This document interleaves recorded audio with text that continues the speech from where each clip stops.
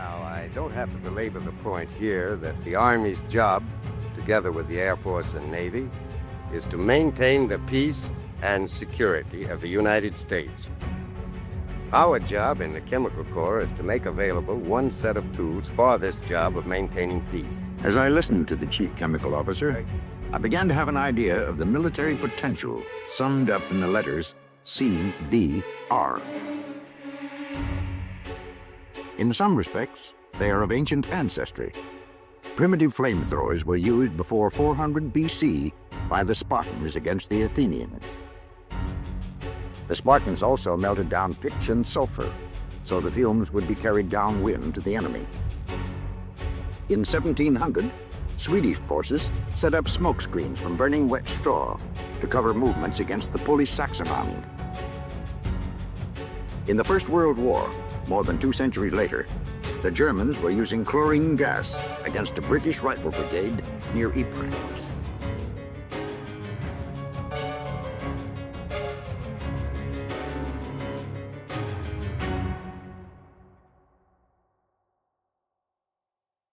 Hello, everyone.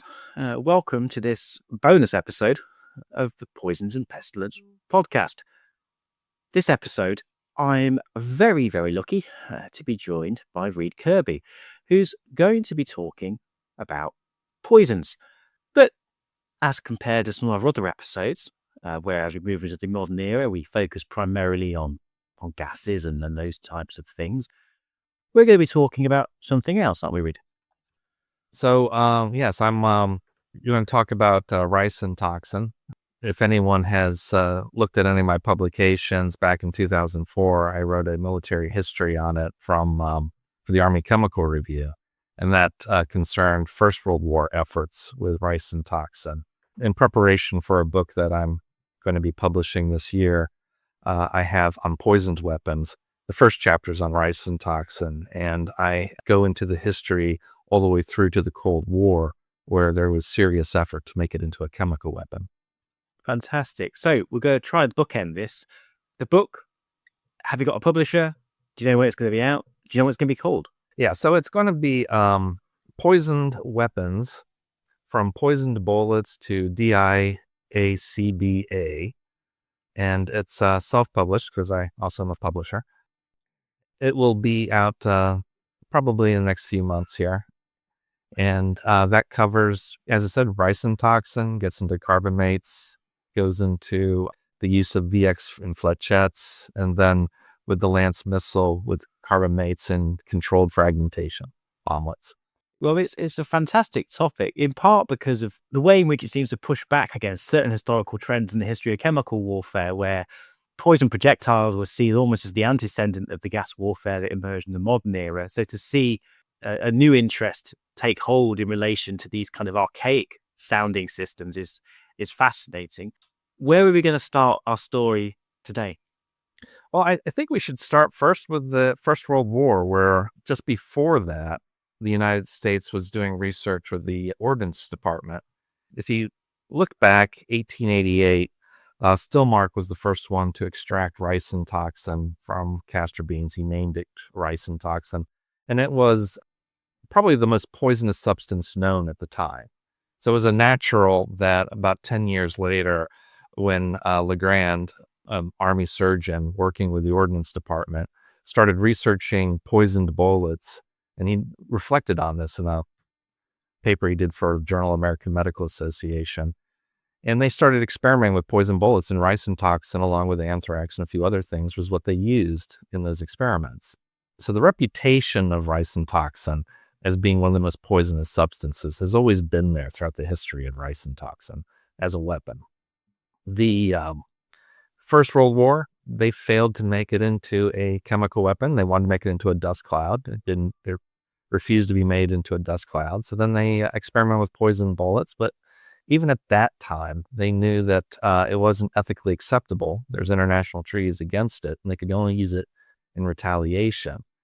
So they continued the work and then abandoned the work at the end of the war. We move forward to the Second World War. The British get involved, and they want to use ricin toxin. They too experiment with like lazy dog darts coated with ricin toxin, things like that. But there's a much stronger effort. Hey, let's try to solve the technology problems to make it into a chemical weapon. They now have a much better understanding of aerosols than they did in the First World War. So when they get into this, the British started experimenting with it with aqueous solutions and large chemical bombs, 30, 250-pound chemical bombs. They weren't very effective. So then they started experimenting with slurries and carbon tet in the 4-pound type F chemical bomblet. And if they used that, they determined that was 3 times more potent than aqueous solutions and roughly equal to using phosgene gas. And the interest, of course, in this is that it was a natural product that would be a byproduct of the castor oil industry at about 1,000 tons a year. So a couple of questions to get us started. What's carbon tet? Carbon tetrachloride. It's the solvent that they would use for typewriters to clean the heads of typewriters at the time. It would dissolve in it.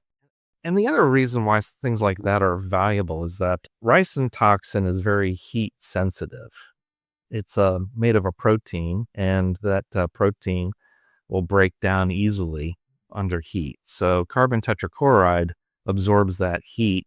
Like if you do an explosive burst, it'll absorb and remove that heat. It helps that. Politically, it's quite a strange one. So, because I imagine if you go back to the obviously US Civil War, 19th century, you can tell at that point that various individuals, usually a combination of inventors and cranks, are considering how they could develop various forms of poison gas munitions, poison munitions, all sorts of things. And of course, that's reflected, of course, across most of Europe. You have Lord Donaldson and those types of individuals who are talking about these schemes for utilizing poisons in warfare.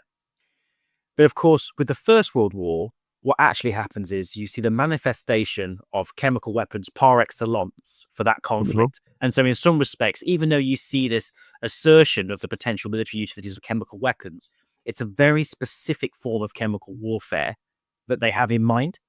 So it's interesting to me to think about what it must have been like for individuals such as this saying, hey, have you considered sticking poison on munitions and these types of things, or utilizing these dusts?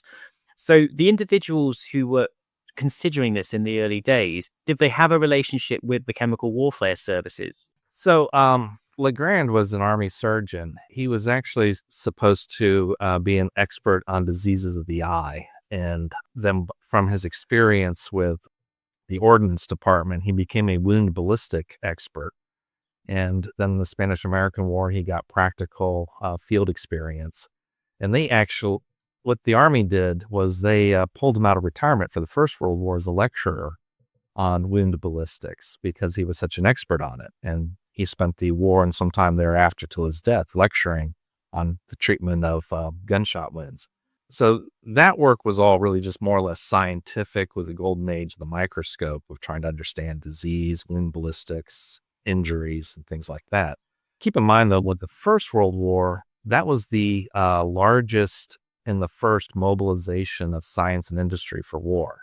And it was the second industrial revolution from the 1870s that took off, that introduced chemical weapons as a unique proposition. And what I say by that is that, we've had poisoning since before man natural history. You have poisoned weapons probably go back as early as the invention of the arrow, if not even earlier. But then poisonous weapons, where we're using the chemicals themselves as the weapon, not using it as by coating another weapon with it or surreptitiously adding it to someone's food or drink. And we're just using the chemical itself as the weapon. That's something that was only feasible after the Second Industrial Revolution with chemists. So to them, it was a technology problem to solve. And this is where you see it being institutionalized with the Chemical Warfare Service of the First World War, later the Chemical Corps, the Cold War. And that institutionalization turns it into a more or less bureaucratic industrial operation. And it makes sense as well. So especially in the early days of the conflict, one of the big issues both the Allies and the Germans had was the fact that even if they had access to chemicals and toxins, the big problem was delivery. Artillery then was the solution. But it took a couple of years for them to really stabilize their munitions and to work out how to deliver these gas clouds. And so it's kind of a lateral solution is thinking about how you can poison projectiles. It's a more kind of direct way of getting the poison into people if you're struggling with things like concentration and gases, particularly in the early years. No, and that's one of the things you see with even with the history of ricin toxin. Sure, we can extract it, we can purify it, but the real problem you have is getting to disseminate it in a form that's usable. And that's even before you get to the other problem of determining how to deliver it with bombers, etc., and having a doctrine around using it. In the First World War, as you mentioned, the Germans were successful in not only making the chemicals, because they were the world leading manufacturer of dye stuff. They successfully did make artillery shells with it, and then they created their own doctrine for using those artillery shells that proved to be, for them, very effective. The United States, Great Britain, and France replied in kind, but you can tell by our own doctrinal literature that a lot of that was us just responding and looking at the entire universe without thinking through to the final problem of a doctrine of using it. When you look at this here with ricin toxin, it was always being compared to phosgene gas in terms of munition expenditure, in terms of bomber loads, because for it to have been effective, it would have to be better than phosgene on the battlefield. How far then, in the First World War era, did these initial ideas and this initial, I assume, field trials go? And it's primarily in the US at this point. So during the First World War era, is that right? Yeah, so that was in the First World War. That was American University Experimental Station in Washington, D.C. Catholic universities where the work on ricin toxin took place. And they had enough material that they could make 600 pounds of ricin toxin, and it would be a crude extract at that time. And they were getting to the point of having field trials with poisoned bullets. I don't know if it's Edgewood lore or not, but the possibility is that we actually manufactured some quantity of poisoned bullets for experimentation purposes. I actually doubt that we got to that point. I think that the reality is that we were reaching the point and the war ended. If you look at other chemical weapons that the United States worked on, lewisite, atomsite, those things there, they got to the point of manufacturing in industrial scale at right there at the cusp of the end of October, November, right before the armistice. And ricin toxin by far was way behind that. It was probably easily would require another year or two. On the lewisite side, there's a wonderful book, it's Dew of Death, which talks about the sort of fate of lewisite and how it was developed and what it ended up actually being used for in the end. There's also, I remember I read on the history of the atomsite, the individual, obviously, who became a namesake for the chemical, which I think is a vomiting agent primarily, if I recall, was pretty, I imagine, was pretty annoyed that he became the namesake for something that was designed to make you feel pretty awful. Have you managed to find much of a paper trail of the early work that was happening in the US? Yeah, so the paperwork on that is in the American University Experimental Station documents. There's technical documents on that. And there's one report that was written by the researcher for that, and he describes the work that they did and everything about that work, where they failed to make it into a dust cloud, and the work they did to make it into poison bullets, and the experiments that they did with it. Then on a copy that I read at the historical office of the Army Chemical School, there's a tacked to it a memo from Dr. Hunt, a pharmacologist at Harvard, who worked on the program at the time, and he implored that one document should be destroyed and that all records to the work on ricin toxin be destroyed, because he said it was atrocious. And he said that if we needed it in the future war, then we could go ahead and redo the work. And he had claimed that all copies of this document had been destroyed except for that one copy. Wonderful artifact, because it really kind of shows how people felt. Yeah, if you're going to do this again, don't start here. And, right. And he says that they could never make it into a dust cloud, and that the only thing they could do was use them poison bullets. And as a dust cloud, it caused permanent blindness, which is actually not true, but that's what he believed. And poison bullets, and in the ethical time, at the time in the First World War, they knew that was ethically not acceptable. That was not a chemical weapon. Poison bullets is different, and that has been long prescribed by treaties, and that could only be used against the against the Germans if they used it first. Sorry, it's an interesting period. There's a book by A. Roberts, 1915, and this individual gives you a sense of the fact that there was an expectation of chemical warfare among Western states, and he was out looking at some of these new munition systems that were turning up, and was making all sorts of claims that potentially the Germans were already utilizing poison bullets. He had actually I think he misidentifies an illumination shell, and so that suspicion was there. It's interesting that suspicion was there not only in relation to gas warfare, but the more kind of traditional, older sense of poison munitions. And of course, going back to the US Civil War, accusations of poison bullet use in conflict, in fact, goes back earlier than that, with industrialized use of rifles, even rifles and earlier guns. It was quite common that you see people accuse the opposition of utilizing poisoned bullets, even though, of course, commonly it was just the fact that these things created horrible wounds and treatment was terrible. We tend to look at our enemies as those that look through treaties and norms as a punch list of evil things to do.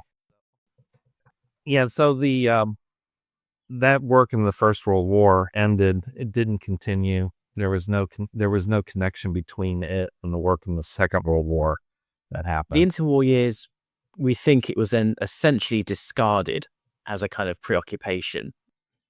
Well, for the United States, it most certainly was. There was some work done by the French, and then the British started picking it up in the Second World War. And there's one thing that's interesting was, in the United States, one of the things they felt they needed to have before they could do the work on a aerosol weapon with ricin was an antitoxin or some kind of immunization. And the French felt that they needed the same thing beforehand, and that made the work complex, because making a antitoxin or a vaccine against ricin toxin, even today, that's something that's very challenging. We're probably just on the cusp of it today. And back then, they did make made a toxoid for it. And the problem they had in the Second World War is it would cause necrosis at the injection site. And it also only lasted had just like a matter of weeks. A recurring trope of battlefield medicine throughout the 20th century. Yeah, so it was not what they needed. And they went ahead and said, well, we'll just continue work without this protective thing for researchers. So in the Second World War then, where were the kind of major pushes and what was happening around this? The major effort by the British, they started working on aqueous solutions of it with their chemical bombs pouring down. They collaborated with the Canadians on it, of course. And they worked with what would be called like ricin mud, which is just a crude extract put into a 35% slurry with carbon tet. And they experimented with the normal chemical bombs with it, and using the Mark I Type F 4-pound bomb, with the same one that they use for anthrax, and experiments with botulinum toxin. They demonstrated that it would be roughly equivalent to using phosgene gas as a weapon. Then you get to 1943, the United States gets involved in the war, and at that point it's like, okay, so now the United States can take this concept and try to improve upon it and make it into an even better weapon for them. So you see this collaboration between the British, the Canadians, and the United States. And the United States, we start working on making a better, more purified version of ricin toxin. And we come up with a crystalline method of extracting it that's like orders of magnitude better. They make a pilot plant to produce this up in Cincinnati, Ohio. Procter & Gamble does that, and it produces 3,800 pounds of stuff 2,000 pounds of that goes to the Canadians to help them with their effort to make it into a chemical weapon.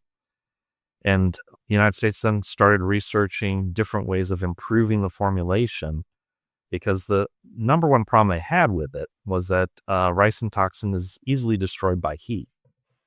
And then the next problem you have with it is turning it into an aerosol. So the United States' efforts on it were trying to formulate it into a better chemical weapon using those technologies, trying to reduce the amount of heat that got there and then make it into an aerosol.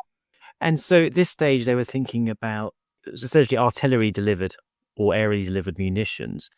Did they not consider or think about spray type munitions? For example, we had the cow or something, the mustard delivery systems that the British had and the US had, I think, as well. Yeah, so the United States had what they called persistent vesicant spray. And our concept of war with that was to use spray tanks, even had high altitude spray as a concept. Turns out, while that was like 80% of the weapon was chemical weapon, and it looked very good to use that from a chemical warfare standpoint, the Army Air Force hated the idea because it meant that a capital bomber was going to have to fly low and slow on a predicted route, easily shot out of the sky. So they turned around and says, no, we want chemical bombs. And the primary chemical bomb they wanted was either 100-pound mustard gas bombs or 500-pound phosgene gas bombs. And phosgene, they discovered with large bombs that the stuff would pancake out and cover a very large area. And with that, the only thing you do with ricin toxin was using smaller bomblets. That had been proven by the British work. And then it had to be prepared in a manner to be released for as an aerosol. And the United States' effort to make that turned into things of trying to make it ball milled and air ground variants of it. It's interesting with the Air Force resistance. This was something that was also it's the same in the UK. I haven't got it in front of me, but I seem to recall I looked through the responses to Operation Sea Lion and the planned use of chemical weapons if the invasion had taken place, and it primarily ducked on the landing grounds in the UK. And I seem to recall that the type of bomber that they'd suggested required quite an escort because it was very slow. So I'm assuming that they'd also realised that they didn't want to use their top end bombers to deliver that agent. But of course, I have to dig that up, and I'll put it in the show notes if I can find. Yeah, that bias against spray tanks went all the way into the Cold War. Tactically, it looks like a viable option because, a fighter plane says strafing, just flies over with some spray tanks and does the same job. It was in the Cold War, they wouldn't go with spray tanks. The Air Force kept denigrating the idea. They only got into it, seriously got into it when using it for drones was canceled. And then I said, well, let's take the work on spray tanks that was meant for drones and then use that on fighter planes. And that's where you get the spray tanks in the Cold War. But in this case here, they were always thought of ricin toxin as something to use in air-delivered cluster bombs. So the end of the Second World War then, we have a situation where there had been investment in this area within the Allies who worked good together. And this had been accompanied, of course, by lots of work on other areas, other agents as well, including anthrax. Then immediately end of the Second World War, of course, you have the kind of realization of the extent of the German chemical warfare program and its development of the G series of nerve agents. Yeah, no, what's surprising, though, is that the United States held on to its efforts with ricin toxin into the Cold War.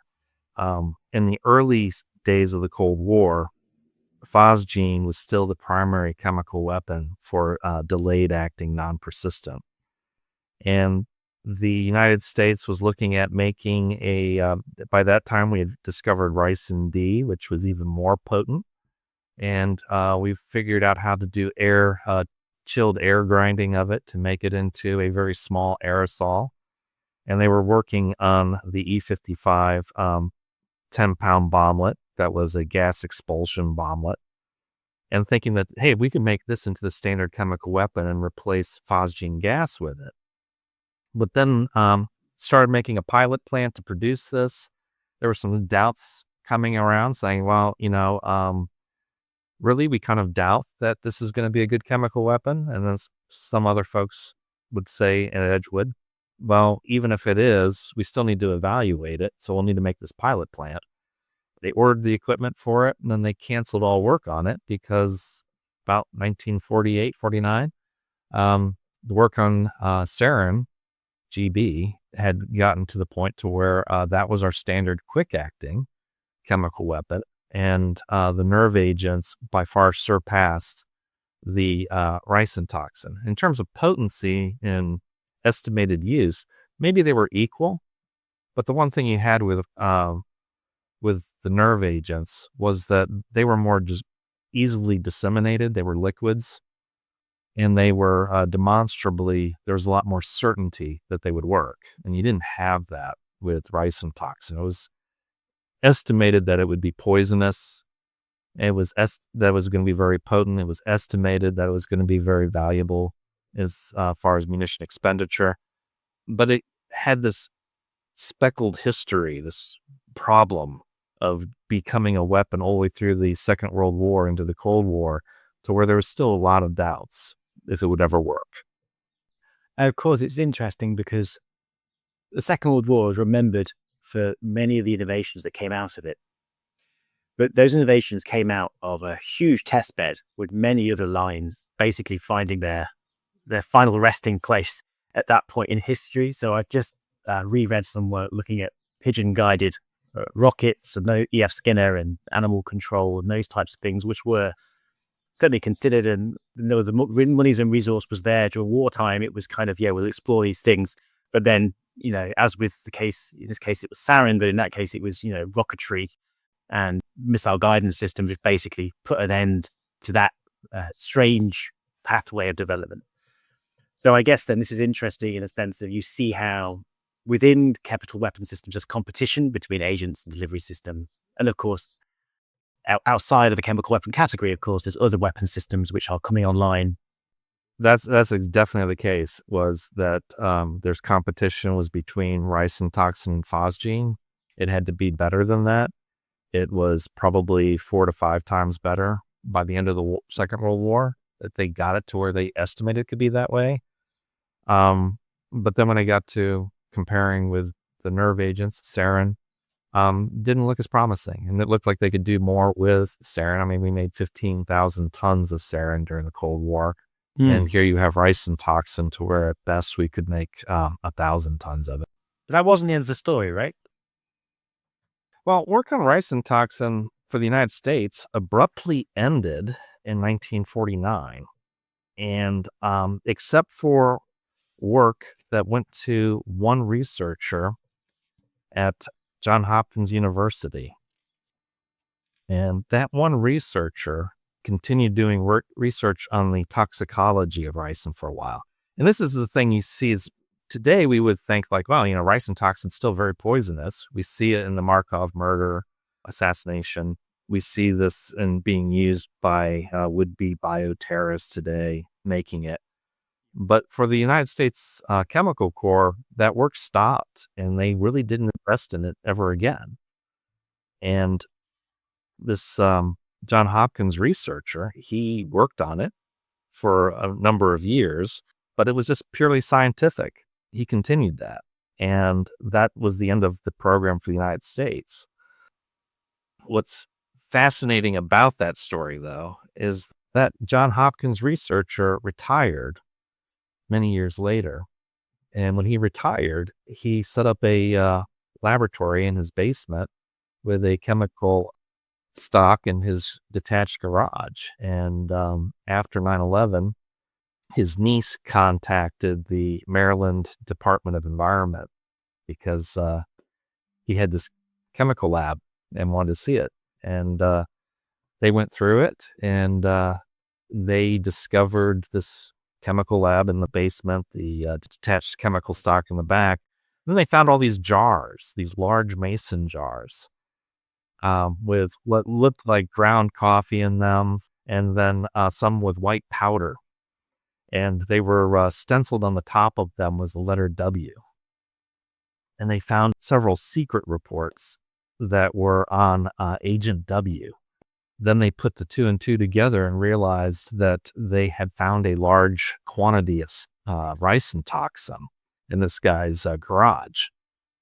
They, of course, had to carefully put all that stuff into a drum with some bentonite to keep it from shifting, and then took it to Edgewood Arsenal.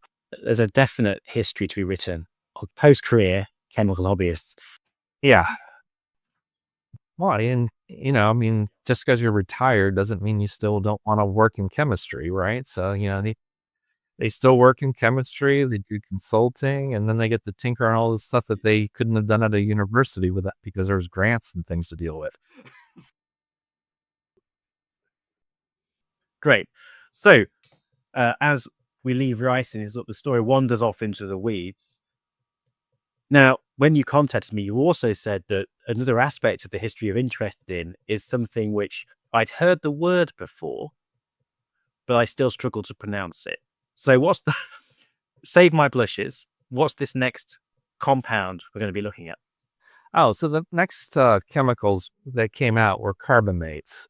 And what you have there is the British created aromatic carbamates. And they were doing that for poisoned weapons of their own and experimented with these at Suffield in Canada. And what you have with that is the United States gets involved in it and starts experimenting on a mass scale, looks through, screens 300 of these chemicals, identifies the perfect carbamate, and these are nerve agents. So just explain to me, so of course you have the G series of agents, which are organophosphates. The heritage of those is insecticides. Okay. Now, I'm not a chemist, as you can definitely tell, but these carbamates, a distinctive effort and process. So it's the British that were working on these, not the Germans. Correct. It was the British. So what you have is all of this work, even the work on nerve agents, starts with physostigmine in the 1800s. And that work leads to understanding how neurotransmission works with chemicals. There was this famous soup versus spark debate on how the nervous system works. And Gerhard Schrader, working on organic phosphorus compounds, discovered the G series nerve agents. And as you know, in the Cold War, that expanded with the V series nerve agents, and then even the GV series nerve agents. Those are distinctly different. They're permanent inhibitors of acetylcholinesterase, which means that they're cumulative and that they will, it can take, you're like sensitive to additional exposure for like up to about 2 months until your body can replace that acetylcholinesterase. The carbamates also started looking at physostigmine. It expanded on that, and they experimented with it. And there's a guy in a British chemist, Dr. Haworth, and he came up with these compounds. And his compounds were twice as toxic as aconitil, a poison from wolfbane. And those proved to be effective for being used as poisoned weapons, where they use it in bullets or shrapnel, things like that. And the United States took off on that. Carbamates differ from the G series nerve agents, that are organic phosphorus compounds, in that they're temporary inhibitors of acetylcholinesterase. After about 8 hours, they will remove themselves from that enzyme. So it's very distinctly different, and that was actually considered almost a beneficial feature, because if you're going to manufacture this stuff, you don't want it to be cumulative because it's be harmful for your workers. But if you deliver enough quantity of it, it's ideal because it'll make ammunition more poisonous, toxic. It capacitates someone within minutes with a shot that would normally not kill someone or injure them badly. and then kill them within a matter of, 5 to 15 minutes. So just so I understand, famously, when the British got hold of some of these G-series nerve agents for the first time, they couldn't really make head and tail of them. They didn't really understand what they were. They assumed that they were a vesicant of a type. Initially, some of the scientific research was trying to look at that, and they were unsure if it was actually as effective or dangerous as mustard. As I recall, the British also had their candidate nerve agents that they were looking at, but they hadn't had much success with early in the Second World War. By the end of the Second World War, we had also worked on what was called the poof gases, or the poofs, and those were organophosphorus compounds as well. They were low volatility liquids that looked like they were just ideal for an eye irritant that they called miosis, and to be temporarily blinded by using about like 300 milligram minute per cubic meter, which is not that much better than mustard gas, which was a third of that. But then you have like Taboon. When we discovered that, it's like, oh yeah, this is way more potent. But the point is yes, we were working on very similar compounds as well. So we have the three categories. Then we have the G-series agents. We had the did you say poof compounds? Poof, yes. Excellent.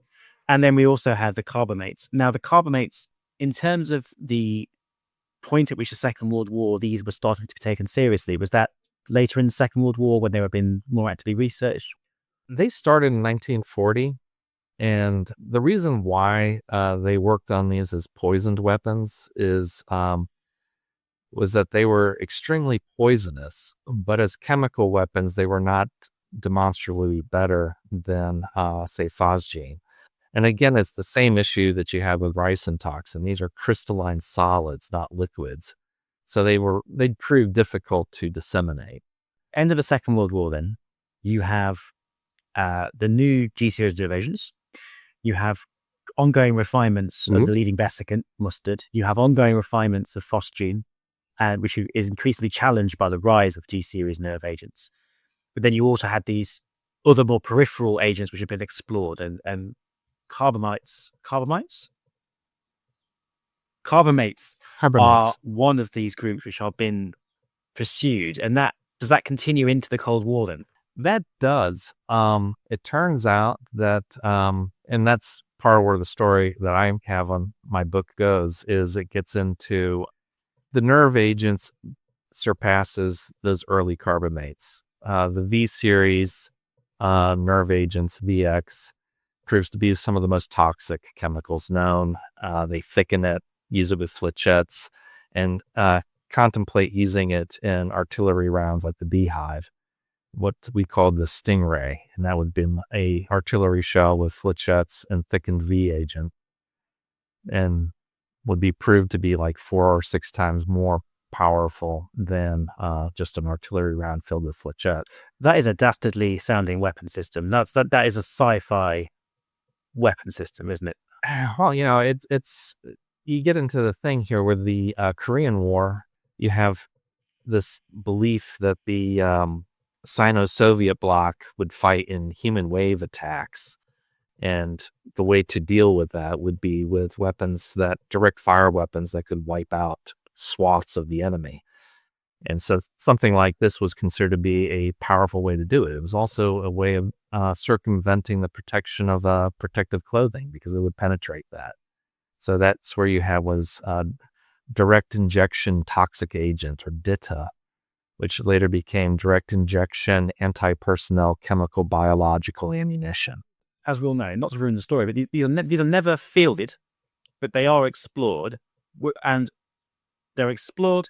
They're never adopted and standardized as a kind of aspects of the US or Western arsenals, but they seemingly had an appeal, at least some within those institutions, which kept the story of these things going longer than perhaps you'd expect. Yeah, it's what makes that interesting to look at is, as I said, you see this difference in norms between poisoning, poisoned weapons, and poisonous weapons, to where chemical weapons and poison bullets are considered to be two different things. But then in the Cold War, that kind of that kind of separation sort of dissolves. And it's like, well, these are just poisonous substances. Here's just a different delivery means. And you could almost look at it as if there was like a new kind of norm being created. And what I mean by that is why poisoned bullets are considered to be abhorrent is that you've already injured someone. You've already removed them from being a combatant with a bullet. Adding something that makes their injury invariably lethal is overkill, right? But then you have this problem in the Cold War to where it's like, well, actually, what about those near misses to where the bullet didn't make them a non-combatant? Couldn't we use chemical weapons technology to make those people die faster, incapacitate them quicker, and remove them from action? And that would be different than the norm against poison bullets. That didn't take off, of course. And it is fascinating in the sense that the poison projectile norm is older. The gas warfare norm emerges very slowly. And then, of course, with shifting US policies in the 60s, it seemingly begins to, the prohibition emerges as something that's quite broad and inclusive, even despite WMD framings of chemical weapons. And this particular technology system seems morally retrograde, but almost as if, because of the success of the chemical weapons as gas weapons and those types of things, it was almost as if there was another spin on the wheel to see if now is the time these things could be normalized with our military weapon systems. Well, and the thing you have is the story on these weapons with the United States is they're investigating this stuff. They're getting to the point of advanced development. There's no end items coming out of this. And by the time they get to advanced development, then it has to go for JAG review. And when the attorneys look at it, they compare it to international law, and they immediately cancel the program. And this is, I don't have documentation of this, and that's unfortunate because that's what usually happens when things get canceled like this.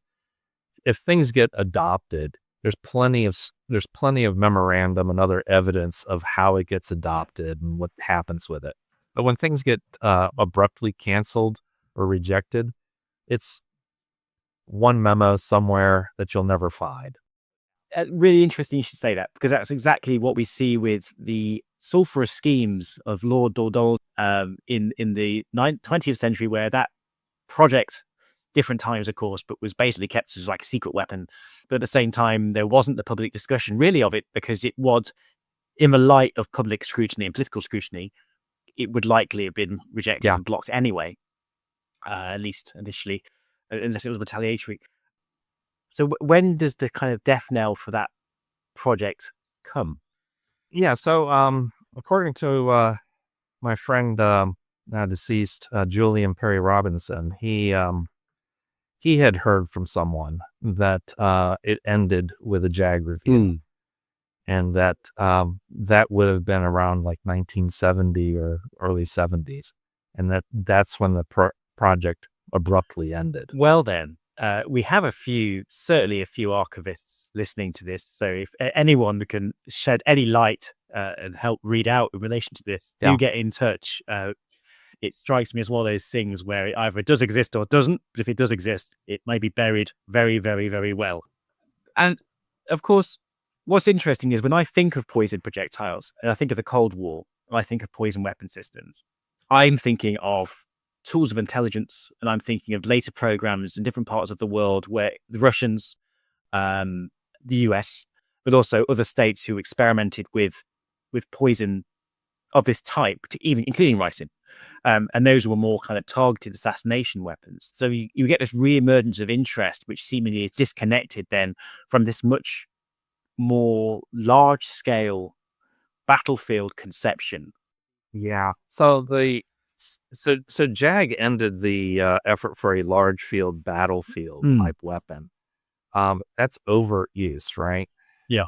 And that where that was going at the end was using even more potent carbamates with controlled fragmentation bomblets, something that was meant for the battlefield. What you're talking about are covert weapons. So the rumor is that the toxic ammunition from the Second World War survived all the way into the 1960s until it was replaced by the Big Five. And the Big Five were covert weapons meant for clandestine services and special operation forces. One of those was the M1 micro missile. That was a 7.62 cartridge that fired a small little dart about 50 yards away. And they coated it with two agents. One of those was saxitoxin, which was a quick kill someone in less than 30 seconds. And then the other one was botulinum toxin A. And that one would be a delayed acting, something that would kill someone, in a matter of hours.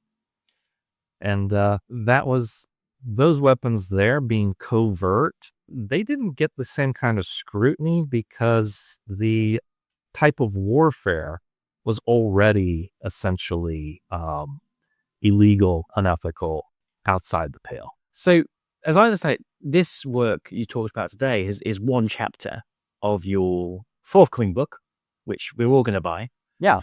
And why don't you treat us to telling us a little bit about some of the other chapters and stuff you cover in the book?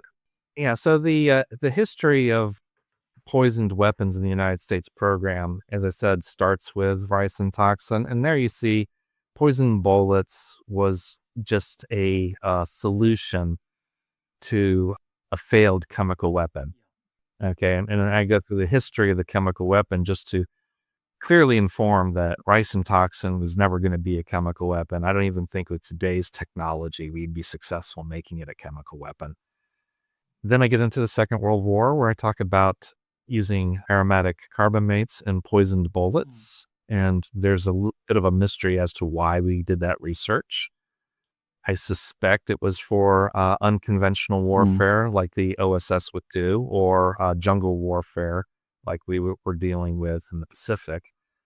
And then in the Cold War, now you have the third industrial revolution with computers and precision machinery. So now you have things like flechettes that are easy to make now. Whirlpool Ordnance Manufacturing makes flechettes, and they come up with the concepts of saying, hey, let's make these into artillery shells and other types of weapons. So there's pre-fragmentation weapons where you have precision machinery. They're using computers to estimate what the lethality would be and trying to design the ideal weapon around that.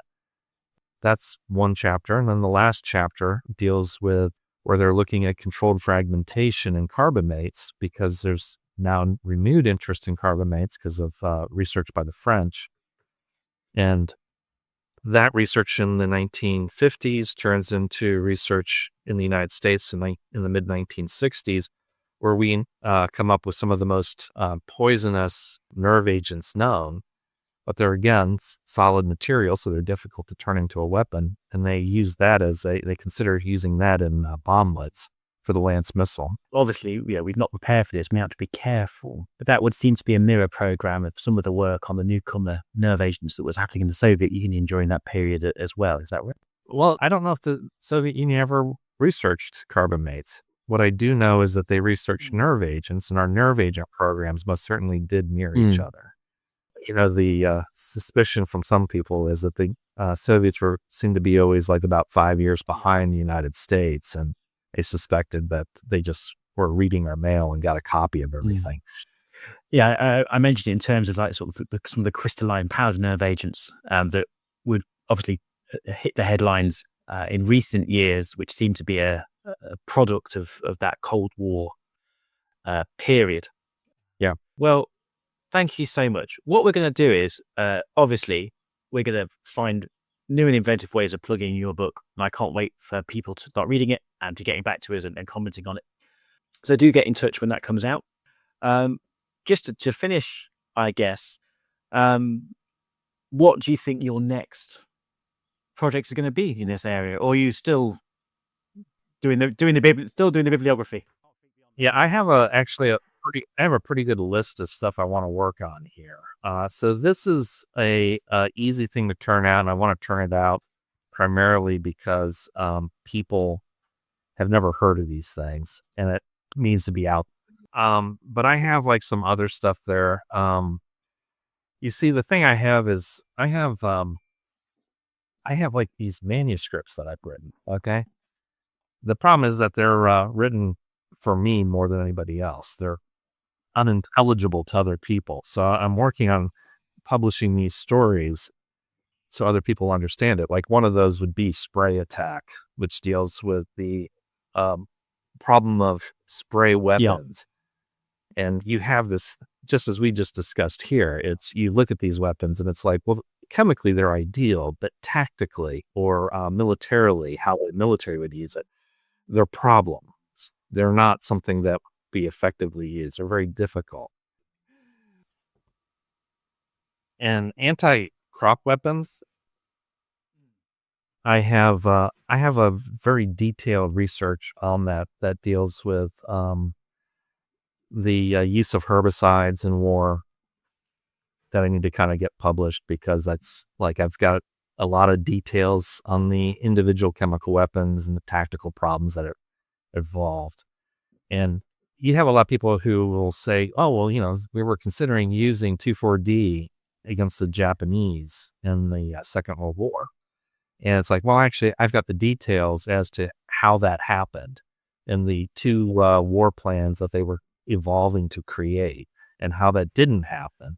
And then the how we considered using it in Korea, and then how it got into Vietnam. And that history, I think, that earlier history needs to be said. There's plenty of stuff on the Vietnam War, but that earlier history needs to be stated. And then the Vietnam War is where you really have. So I got that, but then there's also plenty of other cool stories about like Steel Yard, where we had 40 tons of wheat rust for the Soviet Union. And I got to tell that story, and I've got these cool illustrations of those weapons that no one has seen, right? So I got multiple things. I'm not exactly positive where I want to go. Like I go a story about anthrax bombs, where anthrax flops. Got brucellosis, where brucellosis didn't quite do it. I want to tell that story as a 2-part story of here's brucellosis, and then here's the crash program anthrax, and they both flop. And then the other one, you've heard of wide area dispensers like the E-12, the 120 bomblet. Well, I got that story all the way into the Cold War, to where McNamara closes down that program. So, I mean, there's lots of these cool things I want to publish, but what I'm trying to do is publish them as smaller books. But I do think it's wonderful. And I'm sure people are very grateful, because I think many individuals I work with, they find themselves, it's very easy to get out of bed in the morning and find more stuff, because it's the best thing in the world. It can sometimes be a lot harder to find that kind of incentive to actually publish. And so when people such as yourself do get this stuff out there, it really is appreciated. And I'm sure I'm not alone in saying that. So I really look forward to seeing that book, and to hearing where you go next after completing it. So thank you very much for coming on, and it's been wonderful speaking to you.